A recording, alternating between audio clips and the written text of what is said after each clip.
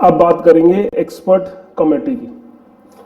तो ये जरूरी है कि ये एक्सपर्ट कमेटी जो थी ये कॉन्स्टिट्यूएंट असेंबली की नहीं थी, ये कांग्रेस की थी। जो कॉन्स्टिट्यूएंट असेंबली थी उसकी कमेटीज अलग थी। तो ये कमेटी कब बनी? ये कमेटी बनी जब कैबिनेट मिशन में इस चीज को मान लिया गया कि एक कॉन्स्टिट्यूएंट असेंबली होगी, और दूसरा जब एक्चुअल में कॉन्स्टिट्यूएंट असेंबली के इलेक्शंस खत्म हो गए और कॉन्स्टिट्यूएंट असेंबली बनकर तैयार हो। तो यहाँ बीच में ये एक्सपर्ट कमेटी जो है बनाई गई, क्योंकि जब भी हम कोई चीज करते हैं तो उसके लिए इनिशियली हमें एक प्लान की जरूरत होती है कि हम ऐसा क्यों कर रहे हैं, क्या उसके पीछे रीजंस हैं, क्या हमारे ऑब्जेक्टिव्स हैं। ठीक इसी तरीके से ये एक्सपर्ट कमेटी बनाई गई। इसका काम ये था ये देखना कि भाई आप ये सारी चीजें देखिए, मटेरियल तैयार कीजिए कॉन्स्टिट्यूएंट असेंबली के लिए कि हम किस तरीके से अपनी प्रोसीडिंग्स जो है वो शुरू करें। तो यहाँ पर ये एक्सपर्ट कमेटी बनाई गई। इसका काम ये था कि जो मटेरियल था वो प्रिपेयर करें। और इसके अगर मेंबर्स की बात कर रहे हैं तो जवाहरलाल नेहरू बतौर चेयरमैन इसमें थे, गोपाल स्वामी जी, डी.आर. गादगिल, के.टी. शाह बहुत जबरदस्त आदमी।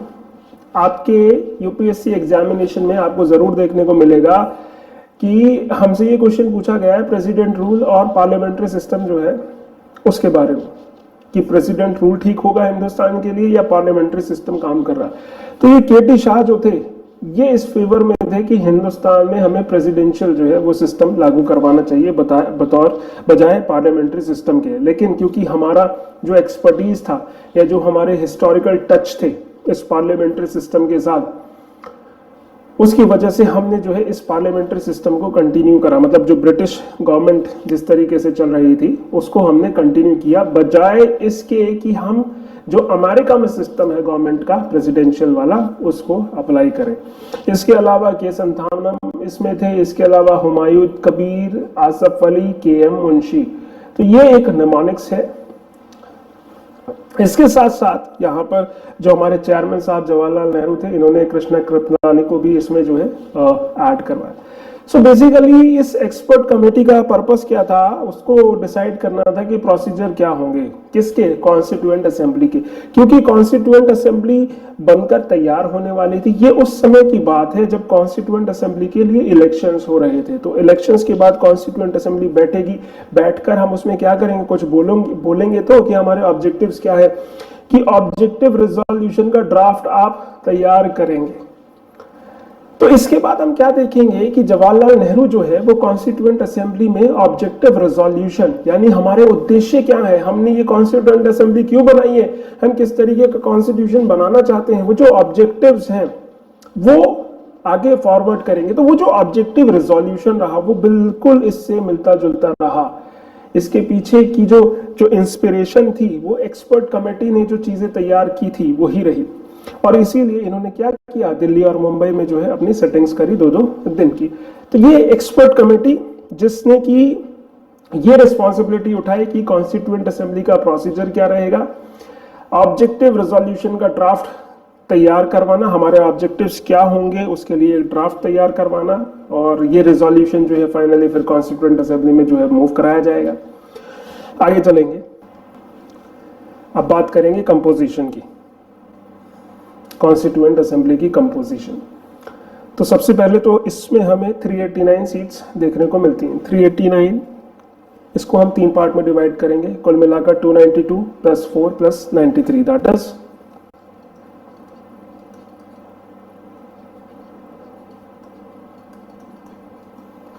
ये जो 292 सीट्स थी ये जानी थी ब्रिटिश प्रोविंसेस को। जैसे हमारे पास सिंध था, उड़ीसा था, सेंट्रल प्रोविंसेस थे, यूनाइटेड प्रोविंस थे, पंजाब था, मद्रास था, बंगाल था, बिहार था।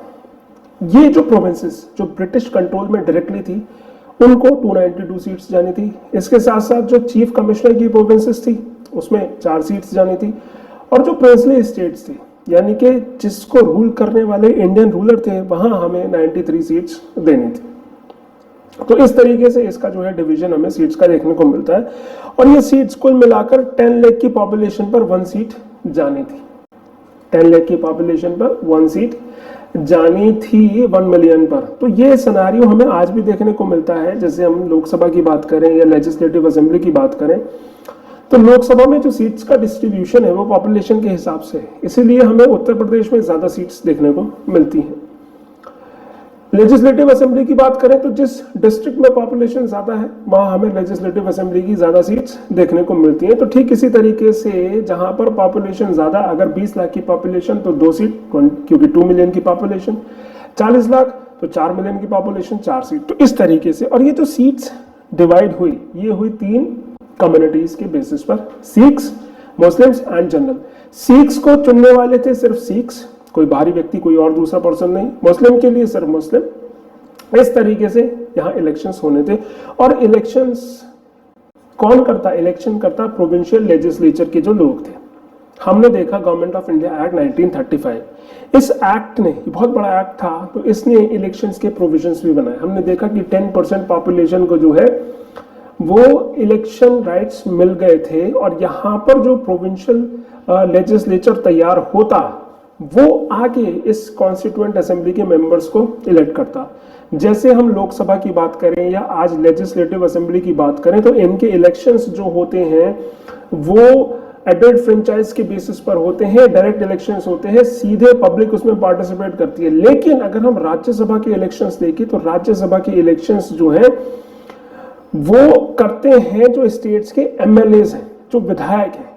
तो यही ठीक इसी तरीके का प्रोविजन हमें देखने को मिलता है कि जो प्रोविंशियल लेजिस्लेचर थे, वहां के जो मेंबर्स हैं, वो अब आगे कॉन्स्टिट्यूएंट असेंबली के लोगों को इलेक्ट करने वाले थे। किस बेसिस पर? Proportional representation with single transferable vote. इसके बारे में बहुत डिटेल में हम पार्लियामेंट जब हम अपना प्रोसेस करेंगे या टॉपिक करेंगे तब हम इसके बारे में बात करेंगे।